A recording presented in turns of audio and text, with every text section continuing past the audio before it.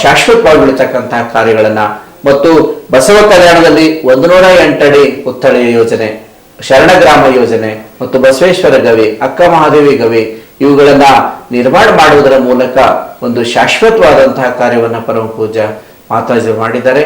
ಇನ್ನೂ 100 ಕಾಲ ಪರಮ ಪೂಜ್ಯ ಮಾತಾಜಿಯವರು ಆರೋಗ್ಯವಾಗಿ ಉಳಿದು ನಿಮ್ಮೆಲ್ಲರಿಗೂ ಲಕ್ಷಾಂತರ ಭಕ್ತರಿಗೆ ಮಾರ್ಗದರ್ಶನ ಮಾಡಿರ್ತಕ್ಕಂಥ ಒಂದು ಶಕ್ತಿಯಾಗಿ ಅವರು ಆಯುಷ್ಯ ಆರೋಗ್ಯ ಅವ್ರಿಗೆ ಇನ್ನೂ ಹೆಚ್ಚು ಶಕ್ತಿಯನ್ನ ಗುರು ಬಸವಣ್ಣವರು ಕರುಣಿಸಲಿ ಅಂತ ತಿಳ್ಕೊಂಡು ಹಾರೈಸ್ತಾ ಇದ್ದೇನೆ. ಎಲ್ಲರಿಗೂ ಶರಣ.